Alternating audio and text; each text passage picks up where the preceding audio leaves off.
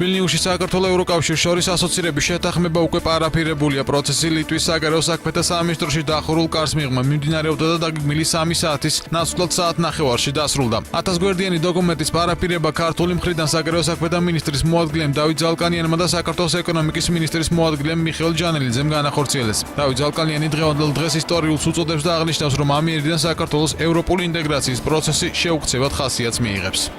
ამიერიდან ევროკავშირთან საქართველოს ურთიერთობები ახალ ჩარჩოებში, უკვე იურიდიულ ჩარჩოებში ექცევა. ეს არის ისტორიული პროცესის დასაწყისი.